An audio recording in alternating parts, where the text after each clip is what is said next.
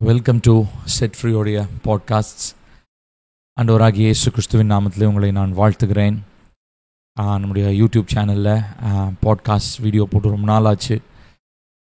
நிறைய ஊழியங்கள் நிமித்தமாக உங்களுக்கு தெரியும், அப்டேட்ஸ் பார்த்துட்ருக்கவங்க தொடர்ந்து இந்த ஊழியத்தில் இணைந்து எங்களோடு கூட பயணித்து வருகிற உங்கள் எல்லாருக்கும் தெரியும். ஊழியங்களில் அநேக ஜெபங்கள் கூடுகைகள் அநேக நடக்கிறதுனால இந்த பாட்காஸ்டினால் பண்ண முடியல. பட் இருந்தாலும் கர்த்தர் இந்த நாளிலே கர்த்தர் நமக்கு கிருபை தந்திருக்கிறார், நேரத்தை தந்திருக்கிறார், காரியங்களை கர்த்தர் வாய்க்க செய்திருக்கிறார். இதனால் முக்கியமான ஒரு தலைப்பை இந்த பாட்காஸ்ட் வழியாக உங்களோடு பகிர்ந்து கொள்ள ஆசைப்படுகிறேன்.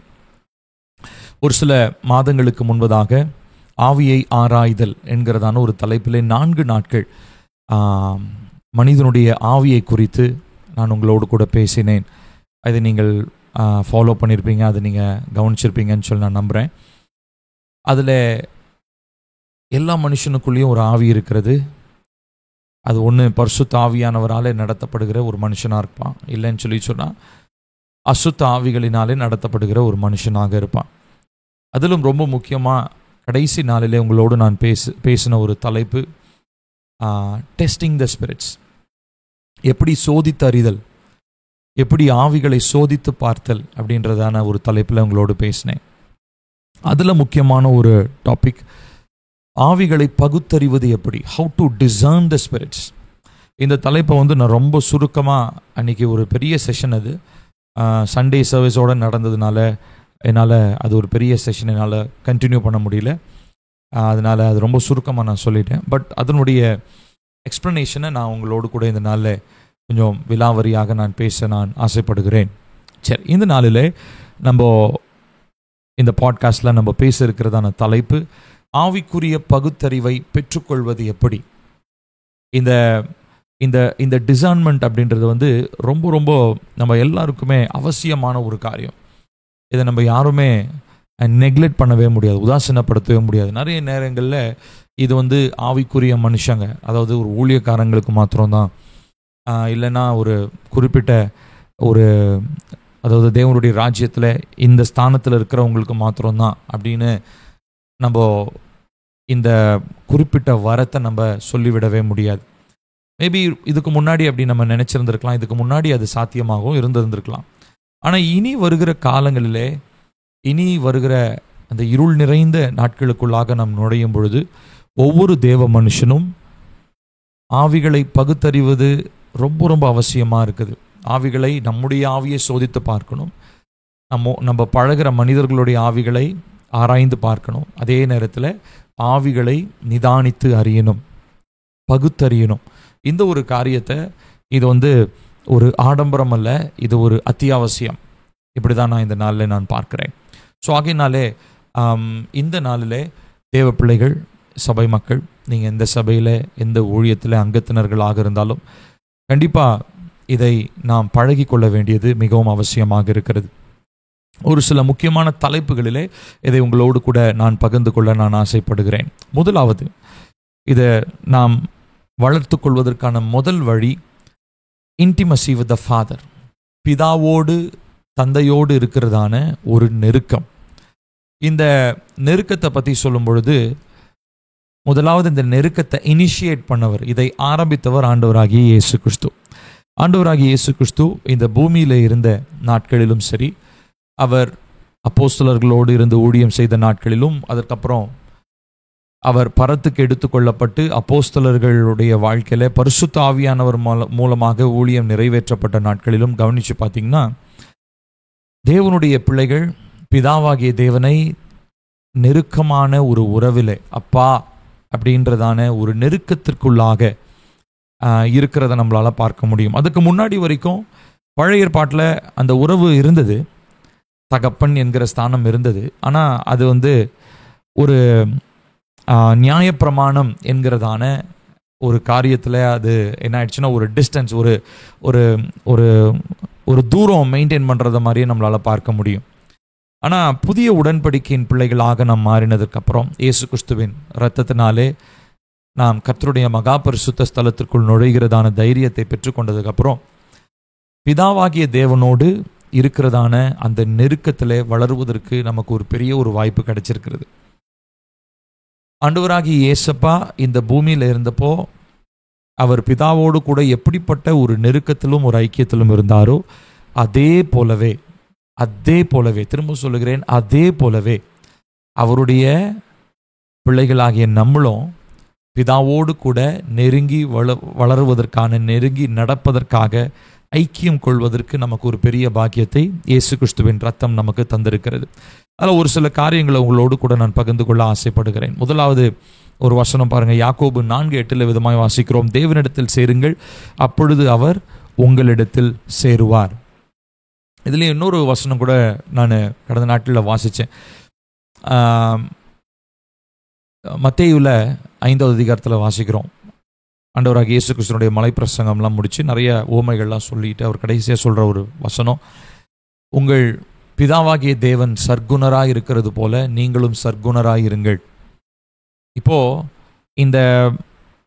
இந்த வசனம் வந்து ஒரு பெரிய ரெவலேஷன். ஆக்சுவலி இதை நம்ம நிறைய பேர் அதை அப்படியே மேற்பார்வையாக பார்த்துட்டு நம்ம போய்டுறோம்.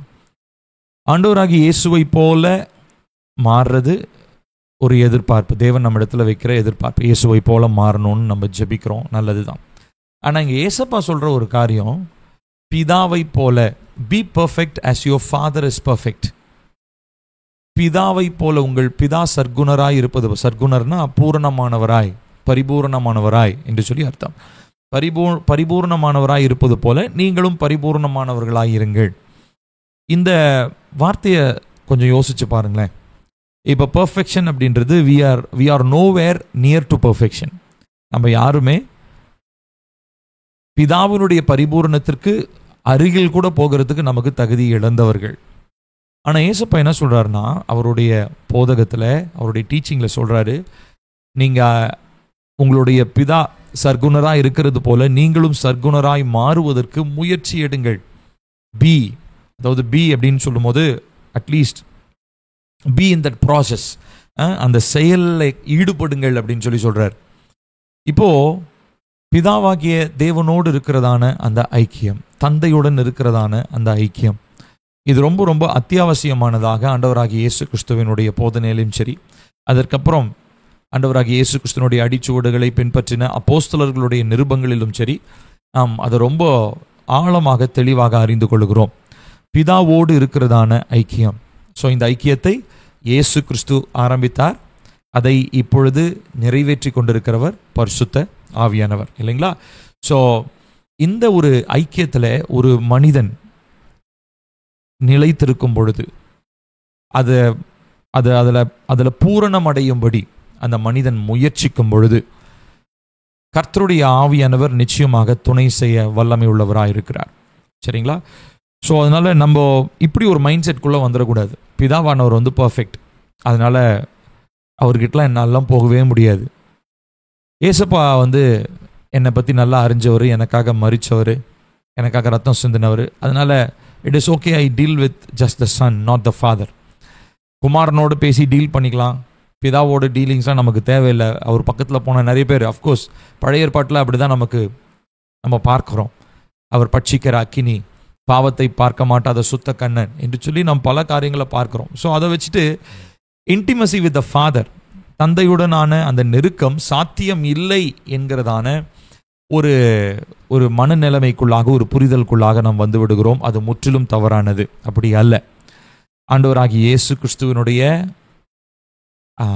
சிலுவை மரணமாக இருந்தாலும் உயிர்த்தெழுதலாக இருந்தாலும் சரி, இப்பொழுது பரிசுத்த ஆவியானவராலே நிறைவேற்றப்பட்டு கொண்டிருக்கிற அந்த ஊழியமாக இருந்தாலும் சரி, இது எல்லாமே ஒரே ஒரு நோக்கம் தான். அல்டிமேட்டாக அஃப்கோர்ஸ் தேவனுடைய ராஜ்யம் கட்டப்படணும், தேவ சித்தம் செய்யப்படணும், இதெல்லாம் ஒரு பக்கம் இருந்தாலும் ரொம்ப முக்கியமானது பிதாவோடு கூட ஆதாமும் ஏவாலும் இழந்து போன அந்த ஐக்கியத்தை திரும்ப ஏற்படுத்துவது. ஸோ இந்த காரியத்தை நம்ம தெளிவாக நம்ம மனதில் வைத்து கொள்ள வேண்டும். அதாவது இந்த கிஃப்ட் ஆஃப் டிசர்ன்மெண்ட், அதாவது பலவிதமான வரங்கள் இருக்கிறது இல்லைங்களா? ஞான வரங்கள், தீர்க்க தரிசன வரங்கள், இப்படி பல வரங்கள் இருக்கிறது. ஸோ அந்த வரங்களில் ஒரு குறிப்பிட்ட ஒரு சின்ன பாட்டு தான் இந்த பகுத்தறிவு. ஸோ நிறைய நேரம் வரங்களை தேடி ஓடுகிறதான மனிதர்கள் வரங்களினாலே விழுந்து போகிறத நம்ம பார்க்குறோம். காரணம் என்ன அப்படின்னா, அவங்களுடைய கண்ணோக்கம் எல்லாம் எது மேலே இருந்தது தெரியுங்களா? வரங்களை வைத்து நான் எப்படி பிரபலமாவது, இல்லை வரங்களை வைத்து நான் எப்படி ஒரு முக்கியத்துவமான ஒரு மனிதனாய் மாறுவது, வரங்களை வைத்து மனிதன் என்னை எப்படி மதிப்பான், இதுதான் ஒரு ஒரு இன்டென்ஷனாக இருந்ததே ஒழிய பிதாவோடு இருக்கிறதான அந்த நெருக்கம், அந்த ஐக்கியம், தேவனோடு இருக்கிறதான அந்த ஐக்கியத்தை மனிதர்கள் மறந்து விடுகிறதுனாலே அந்த ரிலேஷன்ஷிப் அப்படியே கொஞ்சம் கொஞ்சமாக டிமினிஷ், மறைந்து போய் அதுக்கப்புறம் வரங்களில் அப்படியே மக்கள் செயல்படுகிறத பார்க்கிறோம். அதுவும் ரொம்ப நாட்களுக்கு நிலைத்து நிற்க போவது இல்லை. ஸோ இந்த ஒரு காரியத்தை நாம் மறந்து விடக்கூடாது, தந்தையுடனான நெருக்கம், இன்டிமசி வித் த ஃபாதர். அடுத்து ரெண்டாவது நாம் பார்க்கிறதான காரியம், அதற்காக ஏங்குங்கள். அந்த பகுத்தறிவு, அந்த கிஃப்ட் ஆஃப் டிசர்ன்மெண்ட், நிதானித்து அறிகிறதான அந்த காரியம், அதற்காக முதலாவது நமக்கு ஒரு ஏக்கம் தேவை. எப்படி தேவனோடு இருக்கிற அந்த உறவில் ஒரு ஏக்கம் இருக்கு இல்லைங்களா? அந்த ஏக்கம் தானே நம்மளை திருப்திப்படுத்து, அந்த ஏக்கம் தான் ஜெபிக்க வைக்குது, அந்த ஏக்கம் தான் கர்த்தருடைய வசனத்தை வாசிக்க வைக்குது, அந்த ஏக்கம் தான் நம்மளை தேவனை ஆராதிக்க வைக்குது. இப்படி பல காரியங்கள் இருக்கிறது. ஸோ அதே போல தான் இந்த கிஃப்ட்ஸ், இந்த வரங்கள், தேவனுடைய ஊழியத்திற்காக கர்த்தர் இதை கொடுக்குறார். இந்த நாட்களில் இருள் நிறைஞ்ச நாட்கள், நான் உங்களுக்கு ஏற்கனவே சொன்னது போல, இது ஒரு ஆடம்பரம் அல்ல, தேவ பிள்ளைகள் எல்லாருக்கும் அத்தியாவசியமாய் தேவைப்படுகிறதான ஒரு வரம். இந்த வரத்தை நம்ம எல்லாருமே நிச்சயமாக நம்ம ஏங்கணும், இதற்காக நம்ம ஆசைப்படணும். யாரோ ஒருத்தருக்கு, எங்கள் வீட்டில் ஒருத்தருக்கு இருந்தால் போதும், இல்லை எங்கள் சர்ச்சில் எங்கள் பாஸ்டருக்கு இருந்தால் போதும், என்னை மென்டர் பண்ணுற என்னுடைய மென்டருக்கு இருந்தால் போதும் அப்படின்னு நம்ம சொல்லவே முடியாது. நம்ம எல்லாருக்குமே இது மிகவும் அவசியமாக இருக்கிறது. இதற்காக ஒரு வசனத்தை வாசிக்கிறேன். 1 கொரிந்தியர் 14:1 பாருங்க. அன்பை நாடுங்கள், ஞான வரங்களையும் விரும்புங்கள். ஸோ அந்த ஞான வரங்கள் அப்படின்றதுல இந்த பகுத்தறிவு இருக்கிறத நம்மளால் பார்க்க முடிகிறது. So we should earn for it. அதை நம்ம ஆசைப்படணும், அது நம்முடைய ஏக்கமாக மாற வேண்டும். இதை ஒரு கிடைச்சா கிடைக்கட்டும், இல்லைனா ஓகே பார்த்துக்கலாம், அப்படியே சமாளிச்சுக்கலாம். எவ்வளோ தடவை சமாளிச்சாச்சு, எவ்வளோ தடவை நமக்கு எக்ஸ்பிளைன் பண்ணிட்டாங்க, நம்முடைய பாஸ்டர் நமக்கு சொல்லிட்டாரு, நம்முடைய மென்டர் நமக்கு சொல்லிட்டாங்க. ஸோ அதனால் அந்த மாதிரி ஒவ்வொரு முறையும் அவங்க நமக்கு ஏதாவது சொல்லுவாங்க, ஆலோசனை தருவாங்கன்னு சொல்லி இருக்கும்போது நிச்சயமாக நம்ம இந்த வரத்தை பெற்றுக்கொள்ளவே முடியாது. So we have to earn. So நம்ம அதை ரொம்ப ஆசைப்படணும், அதற்காக ஏங்குகிற மனிதர்களாக நாம் இருக்க வேண்டும், நாம் விரும்ப வேண்டும் என்று சொல்லி பார்க்கிறோம். அடுத்ததாக நாம் பார்க்கிறது, மூன்றாவது நாம் பார்க்கிறது, அதற்கு கவனம் செலுத்துங்கள். Pay attention. ஒவ்வொரு ஆவியும், அதை பற்றி நான் ஏற்கனவே சொல்லியிருக்கேன், ஆவிகளை சோதித்தறிதல் என்கிற தலைப்பில் பேசியிருக்கிறோம். ஸோ அதில் நீங்கள் அந்த வீடியோவை பார்க்கலன்னு நீங்கள் தயவு செஞ்சு கண்டிப்பாக அந்த பிளேலிஸ்ட் இருக்கும். ஸோ அதை நீங்கள் கண்டிப்பாக பார்க்கணும், சரிங்களா? அதில் இந்த ஆவிகளை சோதித்தறிதல் குறித்து நான் பேசியிருப்பேன். அதில் நாம் கவனிக்க வேண்டிய ஒரு காரியம், நம்ம இன்டென்ஷனலாக, நம்ம முழு கவனத்தோட ஆவியை ஆராய்ந்து அறிய வேண்டும் என்கிறதான ஒரு எண்ணத்தோடு நாம் செயல்பட வேண்டும். நான் இவ்விதமாக பில்லி கிரஹாம் உடைய ஒரு இன்டர்வியூ ஒன்றில் நான் கேள்விப்பட்டேன். எங்களுடைய பைபிள் ஸ்டடியில் கூட நான் நிறைய நேரம் அதை பற்றி பேசியிருக்கிறேன். ஸோ அதில் அவர் சொல்லுகிற ஒரு காரியம், அவர் ஆண்டவருக்குள்ளே நல்லா ஒரு தேறின ஒரு மனிதனாக மாறும் பொழுது கர்த்தருடைய ஆவியானவர் அவருக்கு கற்றுக் கொடுத்த ஒரு காரியம், அவர் ஒரு மனிதனை பார்க்கும் பொழுது, ஒரு மனிதனுடைய கண்களை பார்த்து பேசும் பொழுது, அவர் ஒரு காரியத்துக்காக ஜெபித்தாராம் தேவனிடத்தில். கர்த்தாவே, நான் ஒரு மனுஷனை பார்த்து பேசும் பொழுது அந்த மனுஷன் யார், இல்லை அந்த மனுஷன் எப்படிப்பட்டவன், அவனுடைய அந்தஸ்து என்ன, அவன் எப்படிப்பட்ட பெரிய ஆளா, சின்ன ஆளா, வசதி வாய்ந்தவனா, இந்த மாதிரிலாம் இல்லாமல் ஒரு மனுஷனை பார்க்கும் பொழுது அந்த மனுஷனுக்குள்ளாக இருக்கிற அவனுடைய ஆவியை பார்க்க என்னுடைய கண்களை திறந்துள்ளும், எனக்கு ஒரு டிசர்ன்மெண்ட்டை தாங்கன்னு சொல்லி அவர் ஜெபிப்பது உண்டாம். என்னென்னு சொன்னால், பில்லி கிரஹாம் நம்ம எல்லாருக்குமே தெரிந்த ஒரு பிரபலமான ஒரு தேவ மனிதன், ஒரு சுவிசேஷகர், வல்லமையான தேவ ஊழியத்தை செய்ததான ஒரு தேவ மனிதன். அவர் பார்த்திங்கன்னா ஊழியத்தை ஆரம்பித்த காலம் ரொம்ப எளிமையாக தான் ஆரம்பித்தாங்க. ஆனால் அவருடைய ஊழியத்தினுடைய அந்த எழுப்புதலின் வல்லமை அதிகமாக பரவிற்று பல தேசங்களிலே, ஏன் பல நாடுகளிலே தேச தலைவர்கள் அவரை கூப்பிட்டு பேசுவாங்க. நிறைய நேரம் தேசத்தினுடைய முக்கியமான தீர்மானங்கள் எடுப்பதற்கு அவரை கலந்து ஆலோசிப்பாங்க. அப்போ அந்த மாதிரி இடங்கள்லாம் எல்லா மனிதர்களையும் பார்க்கும் பொழுது அப்போ அவருக்குள்ள ஒரு எண்ணம் வந்துச்சான், இந்த மாதிரி நான் ஒரு திடீர்னு ஒரு பிரசிடெண்ட்டோ, ஒரு பிரைம் மினிஸ்டரையோ, ஒரு முக்கியமான தேச தலைவரையோ பார்க்கும்போது நான் அவங்களுக்கு அந்த கவர்மெண்ட்டில் இருக்கிறதான அந்த மரியாதை அப்படின்றது ஒன்று நான் கொடுத்தாலும் அதன்படி நான் அவங்கள நிதானிக்காமல் அவங்களுக்குள்ளே மறைந்திருக்கிற அந்த ஆவியை நான் நிதானிக்கணும், நான் டிசைன் பண்ணணும், எனக்கு அதற்காக கற்றுக் கொடுங்க ஆவியானவரே அப்படின்னு சொல்லி அவர் ஜெபிப்பது உண்டு என்று சொல்லி அவர் பகிர்ந்திருக்கிறார். இப்போது அதை தான் நான் இந்த நாளில் உங்களுக்கு ஞாபகப்படுத்த விரும்புகிறேன். Each and every person that we meet, நாம் சந்திக்கிற ஒவ்வொரு மனிதனும் ஒரு ஆவி உடையவன். ஒன்று பரிசுத்த ஆவியானவரால் நடத்தப்படுகிறான், இல்லை என்று சொன்னால் அசுத்த ஆவிகளினால் நடத்தப்படுகிறான். ஸோ ஒரு மனிதனை பார்க்கும் பொழுது நம்ம நிறைய நேரம் ஒரு மனுஷனை பார்த்த உடனே என்ன பண்ணுறோம் அப்படின்னா, அவங்க திடீர்னு ஒரு நல்ல ஒரு வசதியான ஒரு காரில் வந்து இறங்குறாங்க. இப்போ உதாரணத்துக்கு உங்கள் வீட்டுக்கு ஒருத்தர் பயங்கரமாக ஒரு பெரிய ஒரு போஷான காரில் வந்து இறங்குறாரு. பார்க்க ஆள் பயங்கர ஒரு செல்வந்தனாக இருக்கிறாரு. நம்ம அவர் எப்படி ட்ரீட் பண்ணுறோம்? அதே நேரத்தில் இன்னொரு ஆள் வராரு, அவர் ரொம்ப எளிமையான ஒரு மனிதன், செருப்பு கூட இல்லாமல் ரொம்ப சிம்பிளாக ஒருத்தர் வீட்டுக்கு வர்றாரு, அவரை நம்ம எப்படி ட்ரீட் பண்ணுறோம் இல்லைங்களா? ஸோ மேக்ஸிமம் எதை வச்சு நம்ம ட்ரீட் பண்ணுவோம்? ஓ ரொம்ப வசதியானவர், இவர் ஒரு அந்தஸ்துள்ளவர், இவர் இந்த துறையில் ஒரு பெரிய மனிதன் அப்படின்னு சொல்லுவோம். ஒரு எளிமையான மனுஷன் வரும்போது நம்ம என்ன சொல்லுவோம் அப்படின்னா, ஓ இவர் நமக்கு தெரியுமே, இவர் ரொம்ப பழகின மனிதனாச்சே, ஸோ அதனால் சரி இவருக்கு இவ்வளோ இருந்தால் போதும், இவருக்கு இவ்வளோ செஞ்சால் போதும் அப்படின்ற மாதிரி. பாருங்களேன், இது டிஃபால்ட்டாகவே இது மனித இயல்பு. ஆனால் இந்த இன்டென்ஷனலாக நோக்கத்தோட, அதாவது ஆவிகளை பகுத்தறியணுன்ற நோக்கத்தோட ஒரு மனிதனை நாம் பார்க்கணும், அவங்களோடு நம்ம பழகணும், அவங்களுடைய ஸ்பிரிட் என்னன்றதை நம்ம டிசைன் பண்ணணும், அதை வந்து அதுக்காக நம்ம கவனம் செலுத்தணும்.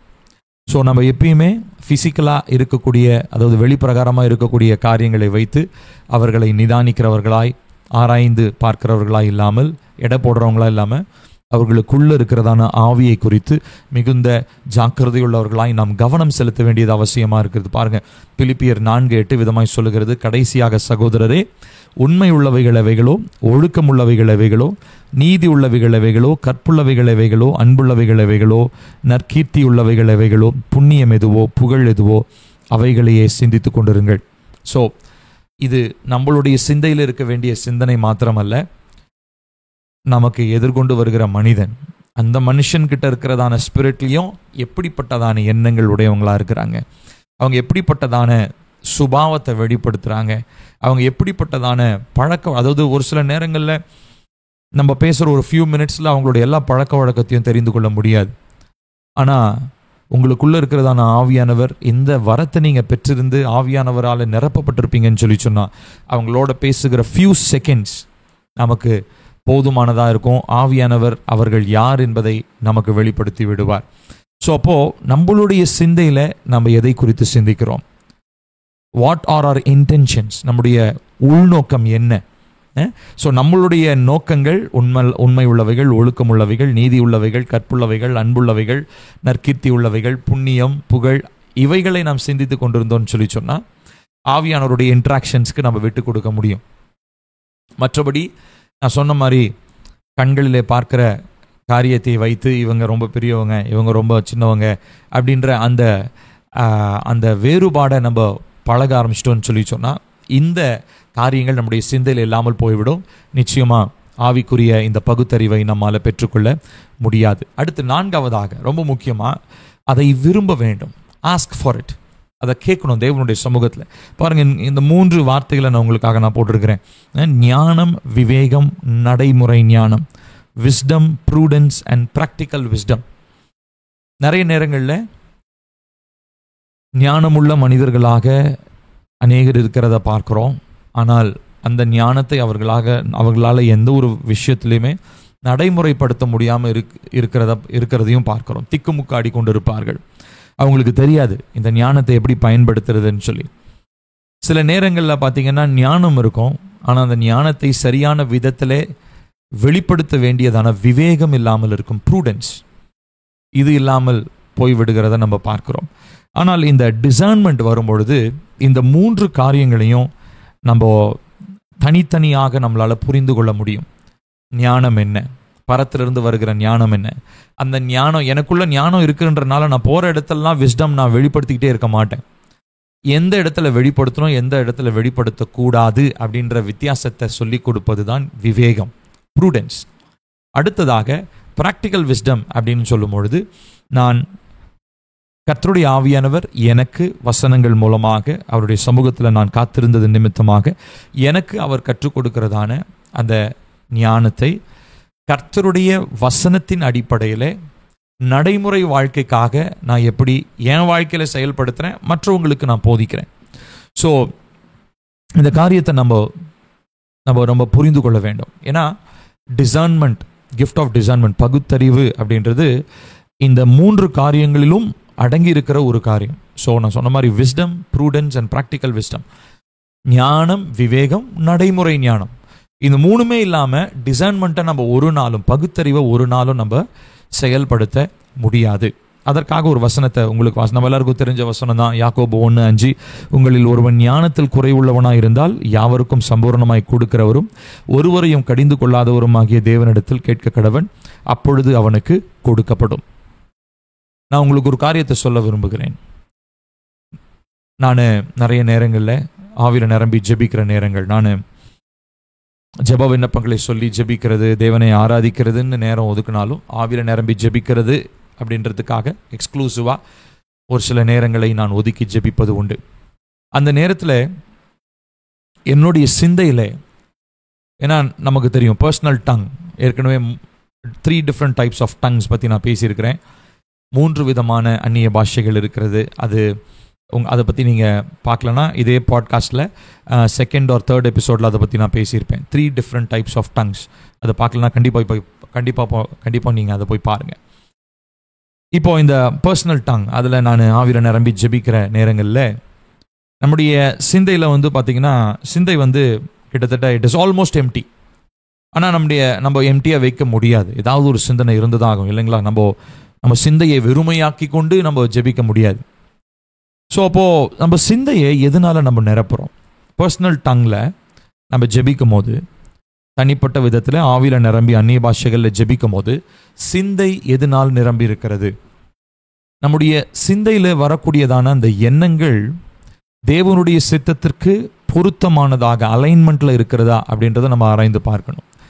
பொதுவாக நான் இந்த மாதிரி ஜெபிக்கிற நேரங்களில் ஊழியத்திற்கு தேவையான விசேஷித்த ஞானத்திற்காக நான் ஜெபிப்பது உண்டு. அப்போ என்னுடைய சிந்தையில் நான் ஆவியில் என்னுடைய வாயில் அந்நிய பாஷைகள் வந்து கொண்டு இருக்கும். ஆனால் என்னுடைய சிந்தையில் என்ன இருக்கும் தெரியுங்களா? ஆவியானவரே, ஊழியத்தை நிறைவேற்றுவதற்கு, பிரசங்கிப்பதற்கு, இன்னும் நேர்த்தியாய் போதிப்பதற்கு எனக்கு வேண்டிய ஞானத்தை எனக்கு கற்றுத்தாரும் அப்படின்னு சொல்லி ஆவியானவர், ஏன்னா நான் இது சிந்தையில் வைக்கிறேன், ஆவியானவர் அந்த காரியங்கள் தேவனுடைய சித்தமாக இருக்கும் பொழுது அதை அவர் என்ன பண்ணுறாரு? வாக்கு கடங்காத பெருமூச்சுகளோடு வேண்டுதல்களாகவும் அவர் விண்ணப்பங்களாகவும் பிதாவுக்கு அதை அவர் ஏறெடுக்கிறவராக இருக்கிறார். So our mind is connected to our tongue, இல்லையா? நம்முடைய மூளைப்பகுதி நம்முடைய நாவோடு தொடர்புடையதாக இருக்குது. நம்முடைய நாவு மூளைப்பகுதியோடு தொடர்புடையதாக இருக்குது. ஸோ நான் டங்ஸில் பேசுகிறேன்னு சொல்லிட்டு நான் பாட்டுக்கு இஷ்டத்துக்கு ஏதாவது ஒன்று யோசிச்சுக்கிட்டு நான் டங்ஸில் பேசினேன்னா it is utter waste. Of course ஆவியானவர் உள்ளேருந்து செபிக்கலாம், ஆனால் அதில் எந்த பக்தி விருத்தியுமே உண்டாகிறத நம்மளால் பார்க்க முடியாது. அப்போ சிந்தையில் தேவனுக்கு அடுத்த காரியம், தேவனுடைய சித்தத்தில் பொருந்தக்கூடிய காரியம் என்ன? இல்லை தேவனுடைய சமூகத்தில் எதற்காக, தேவனுடைய சித்தத்தின்படி நீங்கள் என்ன காரியத்தை நீங்கள் கேட்குறீங்க? ரொம்ப முக்கியமாக இந்த வசனத்தை நம்ம படித்தபடி, உங்களில் ஒருவன் ஞானத்தில் குறைவுள்ளவனாக இருக்கும் பொழுது. ஸோ ஞானம்ன்றது என்ன? நிறைய நேரம் இந்த வசனத்தை சின்ன பிள்ளைங்களுக்கு மட்டும் சொல்லி கொடுப்பாங்க. சின்ன பிள்ளைங்களுக்கு சொல்லி, ஏய் படிப்பு வரலையா, ஞாபகம் இல்லையா, இந்த வசனத்தை சொல்லி ஜெபம் பண்ணு அப்படின்னு சொல்லுவோம். சின்ன பிள்ளைங்களை விட பெரியவங்களுக்கு தான் இது ரொம்ப ரொம்ப அவசியம். தேவ பிள்ளைகள் நம்ம எல்லாருக்குமே இது ரொம்ப அவசியம். ஞானம் என்பது சிறு பிள்ளைகளுக்கு படிக்கிறதுக்கு அந்த உலக பிரகாரமான அறிவுக்காக மாத்திரம் கிடையாது. இன்ஃபேக்ட் அதை விட ரொம்ப மேலானது தான் தேவனுடைய ஞானம். அழிந்து போகக்கூடிய அறிவை பெற்றுக்கொள்றதுக்கு பிள்ளைகளுக்கு ஜெபம் பண்ண சொல்லி இந்த வசனங்களை நம்ம சொல்கிறோம் இல்லையா?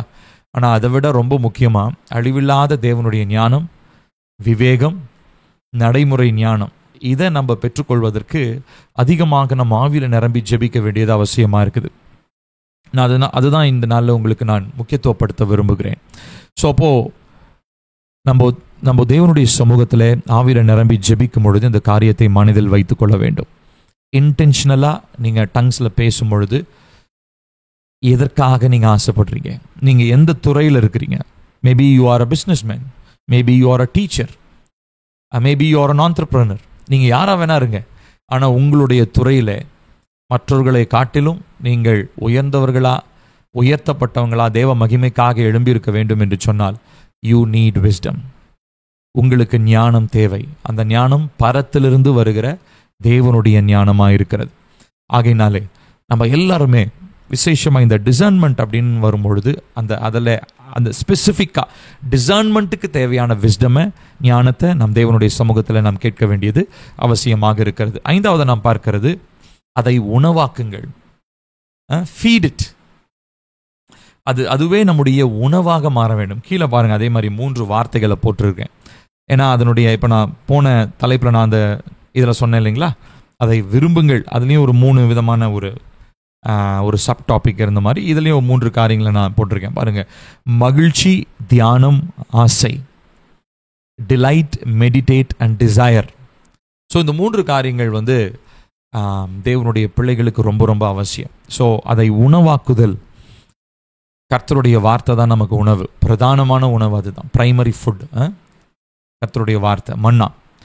ஆனால் அது மாத்திரம் இல்லாமல், what do you desire when you feed on the word of God? தேவனுடைய வார்த்தையில் நீங்கள் தேவனுடைய வார்த்தையை உங்களுடைய உணவாக மாற்றும் பொழுது என்ன ஆசைப்படுறீங்க? எதை நீங்கள் ஆசைப்படுறீங்க? கர்த்தருடைய வசனத்தை உட்கொள்ளும் பொழுது வாட் டு யூ டிசையர்? இதுதான் இந்த நாளில் நான் உங்கள் முன்னாடி வைக்கிற கேள்வி. நிறைய நேரம் ஆஸ் அ பைபிள் டீச்சர், ஒரு போதகனா நான் பல இடங்களில் பைபிள் டீச் பண்ண போயிருக்கேன், பைபிள் காலேஜஸில் டீச் பண்ணியிருக்கேன். பல இடங்களில் பேசும்பொழுது அங்கே இருக்கிறதான கூட்டத்தை பல விதம் டிஃப்ரெண்ட் டைப்ஸ் ஆஃப் அங்கே ஒரு கூட்டமாக தான் உட்காந்துருப்பாங்க. ஆனால் அந்த ஒரு கூட்டத்தில் பலவிதமான கூட்டங்கள் சிதறி இருக்கிறத என்னால் பார்க்க முடியும். அதில் ஒரு கூட்டம் என்ன அப்படின்னா, இவர் எப்படிப்பட்ட டீச்சராக இருப்பார், இவர் சொல்கிறதெல்லாம் கரெக்டாக இருக்குமா அப்படின்னு சொல்லி மார்க் போடுற ஒரு கூட்டம் ஒன்று இருக்கும். ஸோ அந்த கூட்டம் எல்லா சர்ச்லேயும் கூட இருக்கும், பாஸ்டர் கரெக்டாக பிரசங்கம் பண்ணுறாரா அப்படின்னு. அடுத்ததாக ஒரு கூட்டம் இருப்பாங்க, அவங்க பார்த்தீங்கன்னா அறிவை மாத்திரம் பெருக்கிக் கொள்ள வருவார்கள். To know something, they will be always eager to know something. ஏதாவது ஒன்று தெரிஞ்சுக்கணும்னு ஒரு ஆசை. அவங்களுக்கு புது தகவல்களை கொடுத்தீங்கன்னா அப்படியே ஆர்வமாக அவங்க கவனிப்பாங்க.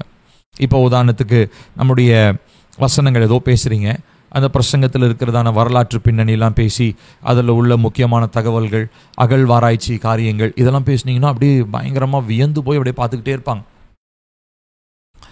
அடுத்தது 3வதா ஒருத்தங்க இருக்கிறாங்க, 3வது கேட்டகரி. எனக்கு தெரிஞ்சு நிறைய பேர் இருக்கிறாங்க, பட் ஒரு சில முக்கியமானவங்களை நான் சொல்கிறேன்.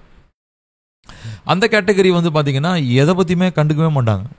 பிரசங்கமா, ஓகே இது பண்ணணும், இது ஒரு சடங்கு, அந்த மாதிரி பிரசங்கத்தை ஒரு சடங்கு மாதிரி உட்காந்து கவனிச்சுட்டு போகிற ஒரு கூட்டத்தை நம்ம பார்க்குறோம்.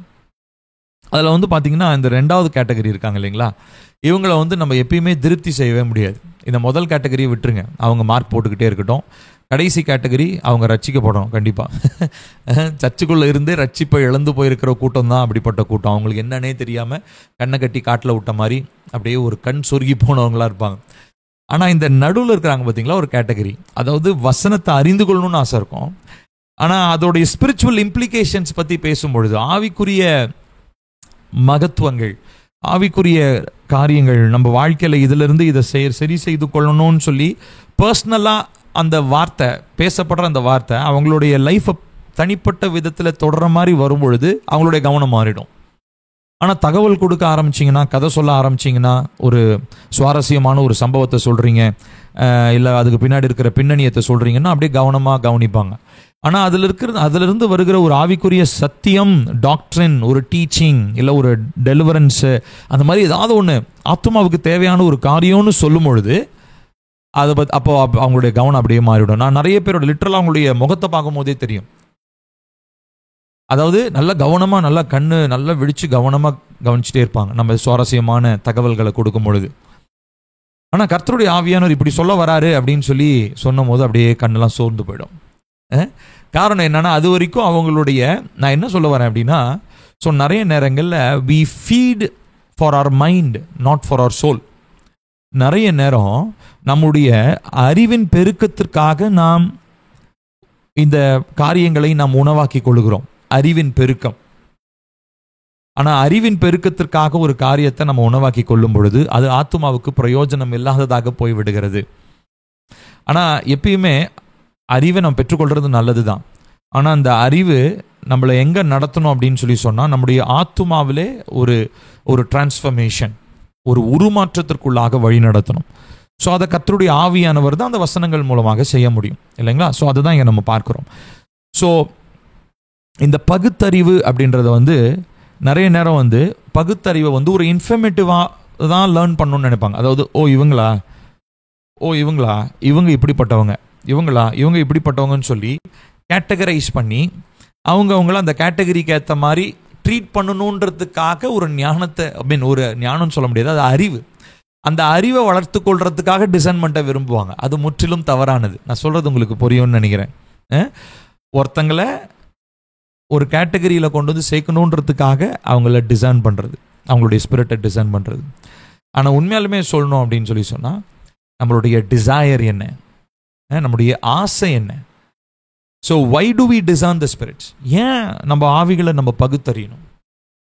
ஏன்னு சொல்லி சொன்னால் நமக்குள்ளாக இருக்கிற ஆவியானவர் அந்த காரியத்தை வெளிப்படுத்துகிறாரு.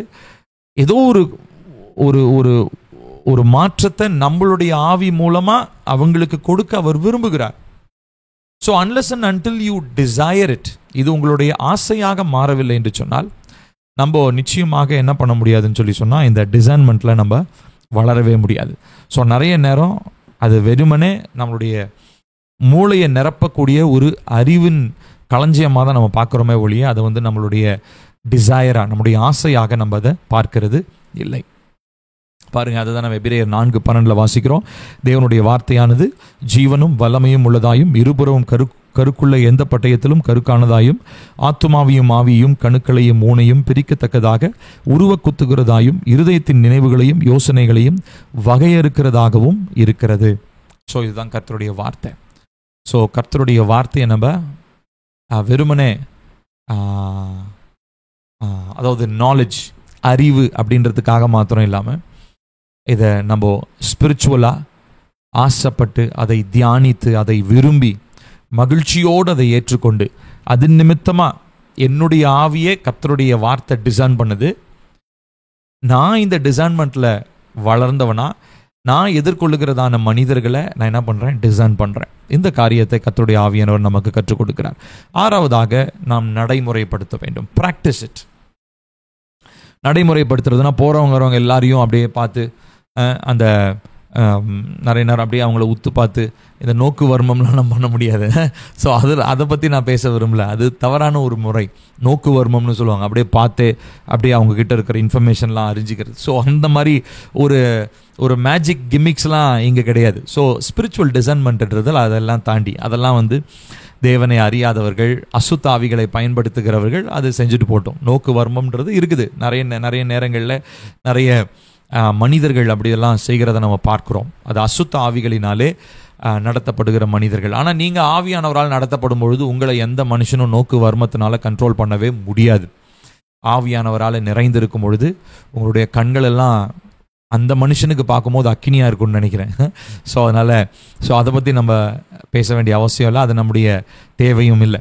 ஆனால் இங்கே நம்ம நடைமுறைப்படுத்தணும். நடைமுறைப்படுத்துறதுனா என்ன அப்படின்னா, வித் மச் ஹம்பிள்னஸ், மிகுந்த தாழ்மையோடு நாம் எதிர்கொள்ளுகிற மனிதர்களை நம்ம ஆராய்ந்து பார்க்கணும். அவங்களுடைய செயல்கள் எப்படிப்பட்டது, அவங்களுடைய பேச்சு எப்படிப்பட்டதாக இருக்குது, அவங்களுடைய பேச்சும் அவருடைய செயலும் ஒத்து போகுதா, அவருடைய தனிப்பட்ட வாழ்க்கையும் பொதுவான வாழ்க்கையும் பப்ளிக் லைஃப்பும் ஒரே மாதிரி இருக்கிறதா, இதை குறித்து நம்ம எல்லாருமே கொஞ்சம் நிதானித்து பார்க்க வேண்டியது அவசியமாக இருக்கிறது. எபிரேயர் 5:14 விதமாய் சொல்லுகிறது, திடமான உணவானது நன்மை எது தீமை எது என்று புரிந்து கொள்ளும் பயிற்சியினால் சரியானது என்ன தவறானது என்ன என்று பகுத்தறியும் அனுபவம் உள்ளவர்களாகிய தேறினவர்களுக்கே உரியது.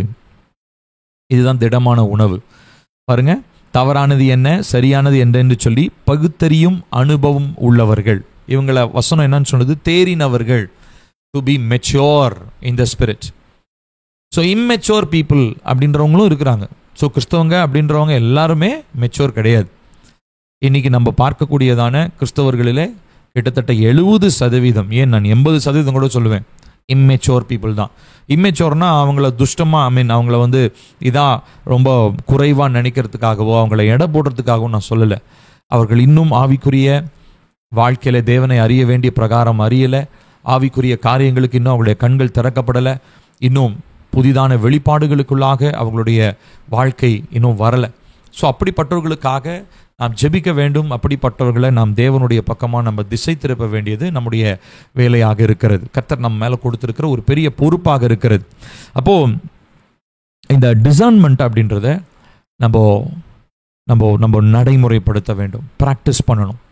நம்முடைய குடும்பங்களில் முதலாவது நம்ம டிசைன் பண்ணணும்.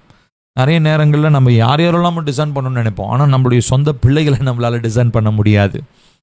கணவன், நம்முடைய மனைவி, அதாவது நான் சொல்கிறது ஒரு விஷயத்தை புரிஞ்சுக்கணும். டிசைன்மெண்ட்னா அவங்கள ஜட்ஜ் பண்ணுறது கிடையாது. நிறைய நேரம் இந்த டிசைன்மெண்ட்டையும் ஜட்ஜ்மெண்ட்டையும் கிட்டத்தட்ட ஒரே மாதிரி இருக்கிற மாதிரி இருக்கும். ஆனால் நீங்கள் அதில் ஏமாந்துடக்கூடாது. Judging is different from discerning. Judgement அப்படின்றது என்னென்னா, ஓஹோ நீ யாருன்னு எனக்கு தெரியும் அப்படின்றோம் இல்லைங்களா? ஸோ அதுதான் ஜட்ஜிங். டிசைன்மெண்ட் என்னென்னா, ஓகே அப்படியா, சரிப்பா. ஸோ அவங்க சொல்கிறது எதிர்மறையாக இருக்கலாம், பட் நான் என்ன சொல்கிறேன், ஓ அப்படியா சரி. ஆனால் உள்ளுக்குள்ளே ஆவியானவர் ஒரு கன்விக்ஷன் கொடுக்குறாரு, அவர் சொன்னது சரியில்லை அப்படின்னு சொல்லி ஒரு விஷயம் சொல்கிறாருன்னு வச்சுப்போமே, நான் உடனடியாக ஓஹோ இவன் மோசமானவன், இவன் ஏதோ ஒரு அசுத்தாவியால் நடத்தப்படுறான் அப்படின்ற ஒரு கன்க்ளூஷனுக்குள்ளே நான் வந்துடாமல் அந்த சகோதரனுக்காகவோ அந்த சகோதரிக்காகவோ நான் என்ன பண்ணணும், ஜெபிக்க வேண்டியது அவசியம். அவங்களுடைய இன்டென்ஷன் ஆண்டவரே சரியான காரியமாக இருக்கணும், வசனத்தின்படி இருக்கணும், பரிசுத்த ஆவியானவரால் நடத்தப்படணும். அவங்க ஏதோ ஒரு வஞ்சனையில் இருக்கிறாங்க, கர்த்தரை இதை என்னை உணர்த்துறீங்க, நான் இப்போ அவங்கள நியாயம் தீர்க்கக்கூடாது, நான் அவங்கள என்ன பண்ணணும், இப்போது அவங்க ஆவியை பகுத்தறிந்து அவங்களுக்கு சரியான ஆலோசனையை ஒருவேளை கர்த்தர் சொன்னார்னா அந்த சரியான ஆலோசனையை நான் கொடுக்கணும்னு சொல்லி அவர்களுக்காக ஜெபிக்க வேண்டும். ஸோ இந்த டிசைன்மெண்ட்டையும் ஜட்ஜ்மெண்ட்டையும் நம்ம குழப்பிக்க கூடாது. சரிங்களா? 7வது, அதை யுத்தம் செய்யும் ஆயுதமாக பயன்படுத்துங்கள். இந்த நாட்கள் நான் உங்களுக்கு சொன்னேன் இல்லைங்களா, as we are entering into dark days and it is the reality. அதுதான் உண்மை. இருளான நாட்கள், அந்தகாரம் நிறைந்த நாட்கள்ன்றது உங்களை ஏதோ பயமுறுத்துறதுக்காகவோ இல்லை கிறிஸ்தவங்களுக்கு வேறு வேலையே இல்லை, பாஸ்டருக்கு வேறு வேலையே இல்லை, சும்மா இதே சொல்லிக்கிட்டு இருக்கிறாருன்றதுக்காகவோ கிடையாது. நிஜம் அதுதான். நல்லா கொஞ்சம் கண்களை திறந்து உங்களை சுற்றி நடக்கிற சூழ்நிலைகள் எல்லாம் கொஞ்சம் பார்த்தீங்கன்னா தெரியும் எவ்வளவு அந்தகாரம் நிறைந்த நாட்களுக்குள்ளாக நாம் நுழைந்திருக்கிறோம் என்று. அப்போது இந்த அந்தகாரம் நிறைந்த நாட்களில் நம்ம இருக்கும் பொழுது there is only one thing that we need to fight. இந்த நாட்களில் நாம் ஒரே ஒரு காரியத்தில் ரொம்ப ஜாக்கிரதையாக அந்த யுத்தத்தில் நம்ம ஈடுபடணும். என்ன அப்படின்னா, when we are dealing with the spirits.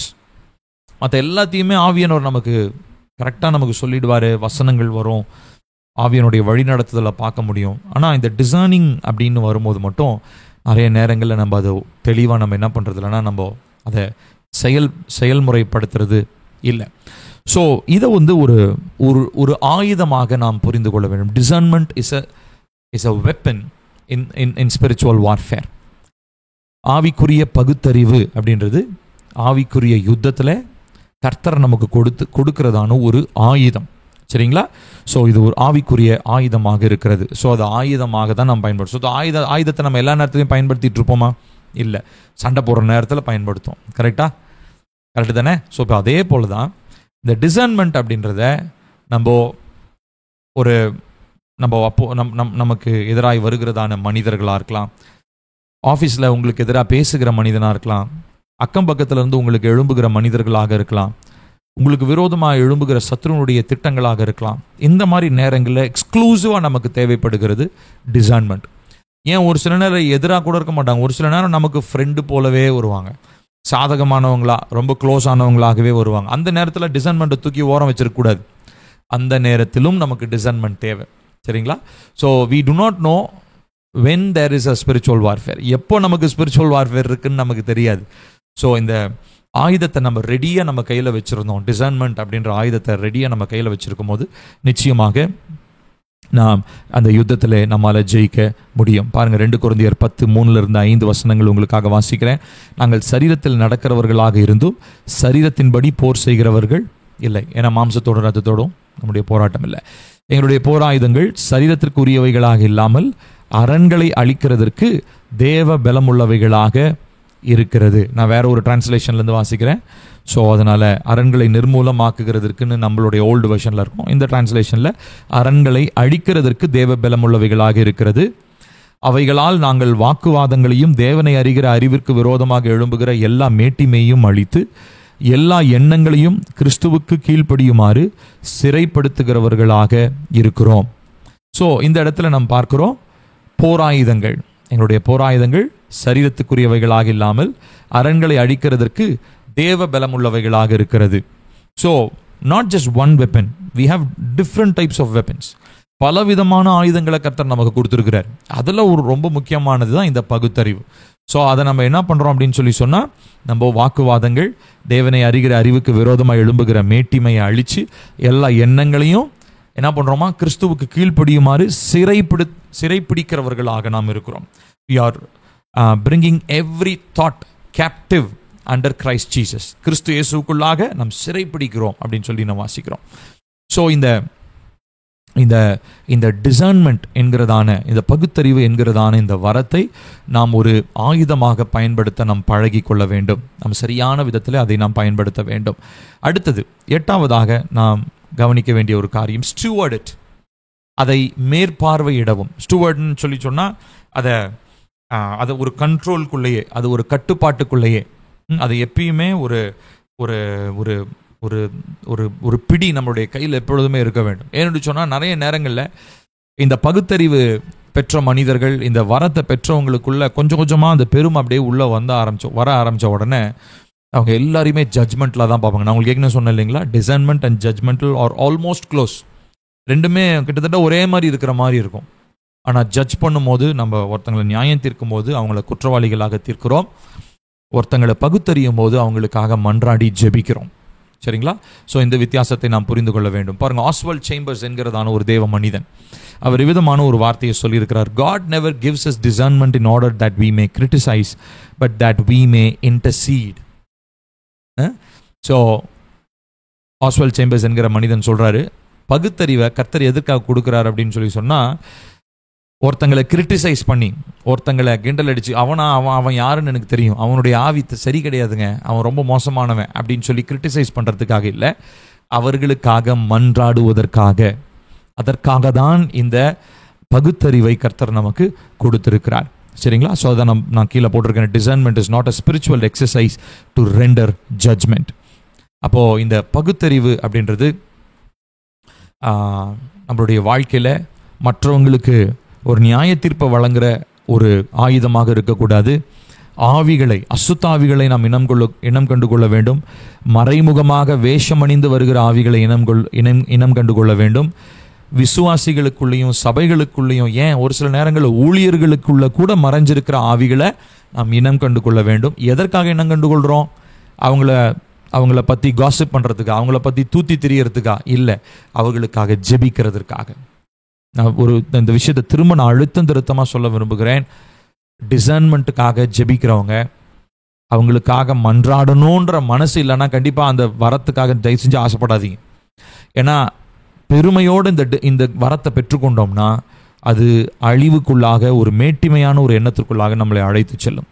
ஆனால் தாழ்மையுள்ள இருதயத்தோடு இந்த வரத்தை பெற்றுக்கொண்டோன்னு சொல்லி சொன்னால், உணர்த்தப்படும் பொழுது அவர்களுக்காக நாம் ஜெபிப்போம், அவர்களை நாம் நியாயம் தீர்க்க மாட்டோம். சரிங்களா? பாருங்கள், 1 தெசலோனிக்கேயர் 5:21-23 வசனங்களை விதமாய் சொல்லுகிறது, எல்லாவற்றையும் சோதித்து பார்த்து நலமானதை பிடித்து கொள்ளுங்கள். திரும்ப வாசிக்கிறேன், எல்லாவற்றையும் சோதித்து பார்த்து நலமானதை பிடித்து கொள்ளுங்கள், தீமையாக தோன்றுகிற எல்லாவற்றையும் விட்டு விலகுங்கள், சமாதானத்தின் தேவன்தாமே உங்களை முற்றிலும் பரிசுத்தமாக்குவாராக. உங்களுடைய ஆவி, ஆத்துமா, சரீரம் முழுவதும் நம்முடைய கர்த்தராகிய இயேசு கிறிஸ்து வரும்பொழுது குற்றமற்றதாய் இருக்கும்படி காக்கப்படுவதாக. ஆவிகளை ஆராய்தல்ன்ற தலைப்பில் முதல் வசனமும் இதே வசனத்தை தான் படிக்கிறோம். இப்போ கடைசியாகவும் இதே வசனம் தான். ஸோ நம்முடைய ஆவியை குறித்து, நம்முடைய ஆத்துமாவை குறித்து மிகுந்த ஜாக்கிரதை உள்ளவர்களாக நம்ம இருக்கணும். அதே போல் நம்ம எதிர்கொள்ளுகிற மனிதர்கள், அவங்க எதிராக வர்ற மனுஷனாகவும் இருக்கலாம், அவன் நண்பனாகவும் இருக்கலாம், குடும்பமாகவும் இருக்கலாம், நம்ம எப்பொழுதுமே இந்த பகுத்தறிவோடு கூட நம்ம செயல்படும் பொழுது ஒரு குறிப்பிட்ட காரியத்தை குறித்து கர்த்தர் நமக்கு உணர்த்தும் போது நம்ம நிச்சயமாக என்ன பண்ணுவோம் அப்படின்னு சொன்னால் நம்ம மன்றாடுவோம், அவர்களுக்காக ஜெபிப்போம். கர்த்தருடைய ஆவியானவர் நமக்கு இந்த காரியங்களில் உதவி செய்வாராக. நாம் ஜெபிக்கலாமா? அன்பு மிரக்கமுள்ள நல்ல தகப்பனே, கிருபையானது நல்ல நாளுக்காக நன்றி. இந்த பாட்காஸ்ட் வீடியோ மூலமாக உடைய பிள்ளைகளை சந்திக்க கர்த்தர் கிருபை செஞ்சீங்க. விசேஷமாக இந்த நாளில் இந்த ஆவிகளை பகுத்தறிதல், இந்த பகுத்தறிவின் வரத்தை பெற்றுக்கொள்வது எப்படி என்பதை இந்த நாளில் நாங்கள் அறிந்து கொண்டோம்.